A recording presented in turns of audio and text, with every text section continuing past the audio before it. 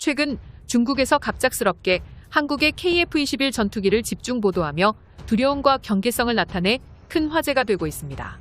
중국의 언론 인민일보에 따르면 자칭 한국산 KF-21 보람의 전투기보다 뛰어나다고 떠드는 J-20 스텔스기까지 보유한 상황에서 중국군의 이런 반응은 굉장히 의외라는 분석인데요. 말 그대로 7월의 하늘을 비행할 한국형 보람의 전투기를 엄청나게 경계하고 있습니다. 특히 중국의 군사무기 사이트인 시나닷컴 밀리터리에서 중국은 KF-21의 스텔스 성능, 속도 장착 무기, A사 레이더 등의 촉각을 곤두세운 것으로 나타났습니다.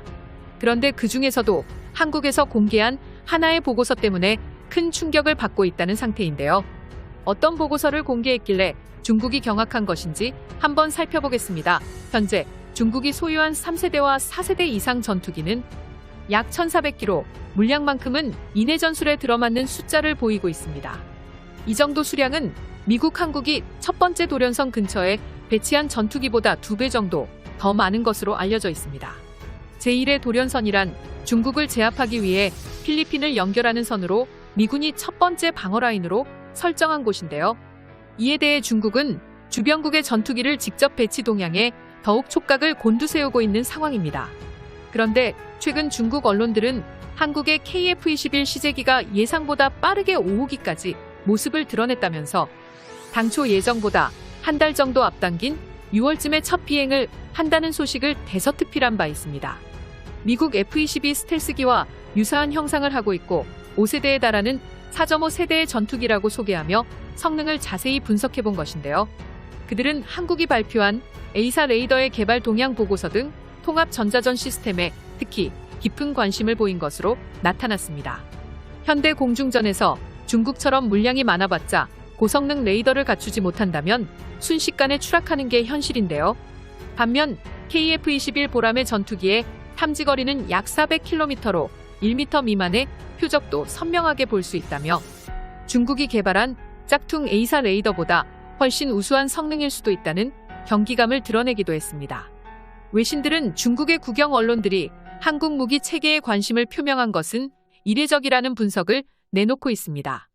그런데 중국이 최근 공개된 KF-21 영상에서 경악한 부분은 한국이 2인승 전투기를 벌써 개발하고 있다는 것이었습니다. 처음 시제기와는 달리 네 번째 시제기는 2인승으로 제작이 완료되었다는 게 사실로 확인되었죠.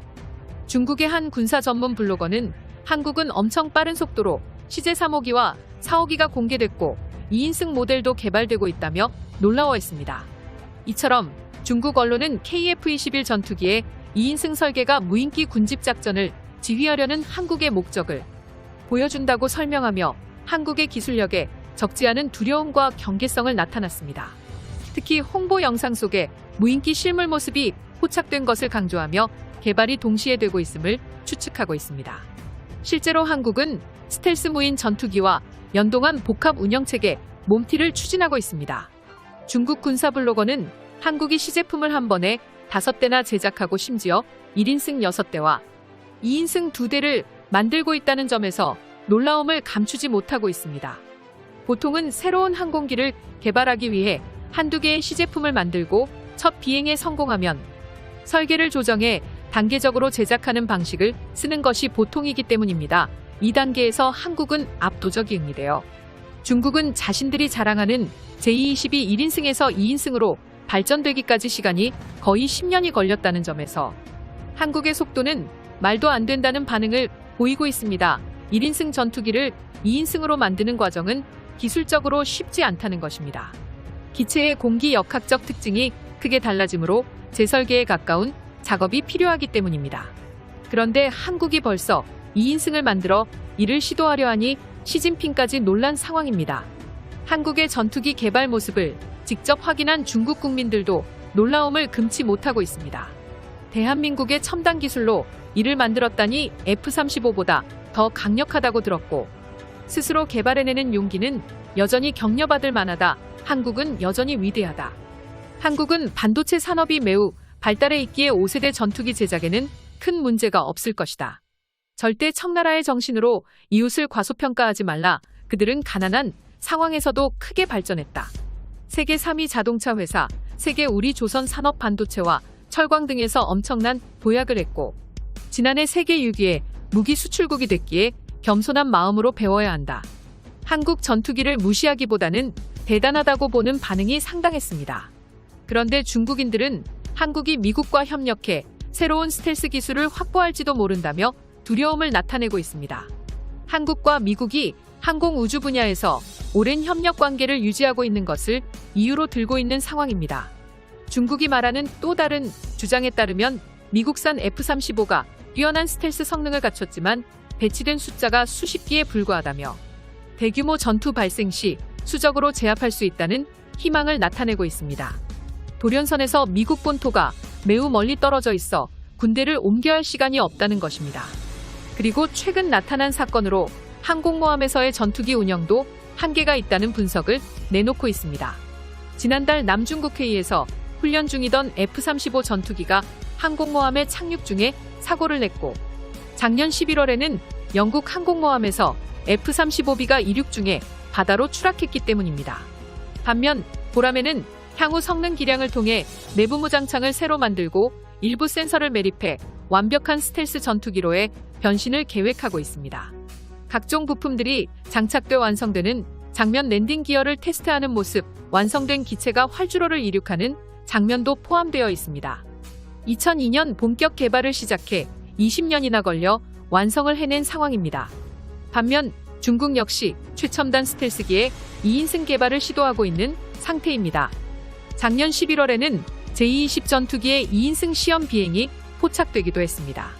5세대 스텔스 전투기 중 조종사 2명이 탑승하는 기종은 J-20이 유일합니다.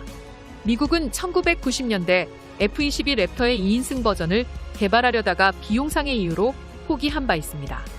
이에 대해 중국은 F-22 등을 능가할 수 있는 유리한 조건을 확보했다며 자화자찬 자랑스러워했습니다. J-20은 2011년 시험 비행을 한 뒤 2016년 주하이 에어쇼에서 처음 공개된 바 있습니다. 제작 대수를 늘려 현재는 150대 정도를 만든 것으로 알려져 있습니다. 중국 측은 2인승 스텔스 전투기가 미래 전장의 지도를 바꿀 것이라는 언급까지 했습니다.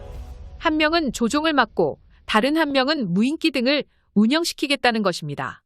1020은 현재 무인기 운용을 추가하는 방향으로 업그레이드를 진행하고 있습니다. 그리고 J-15와 16의 등장으로 중국은 4세대 전투 능력을 갖추기도 했습니다.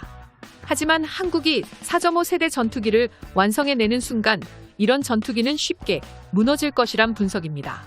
KF-21은 향후 4년간 2200여 번의 시험 비행을 목표로 하고 있으며 구도와 비행거리, 이륙 중량 등을 점차 늘려가는 방식으로 완성한다는 전략을 세우고 중국마저 떨게 만드는 한국의 전투기를 만들기를 바랍니다. 시청자분들의 의견은 어떠신가요? 여기까지 대구구려제국이었습니다. 시청해주셔서 감사합니다.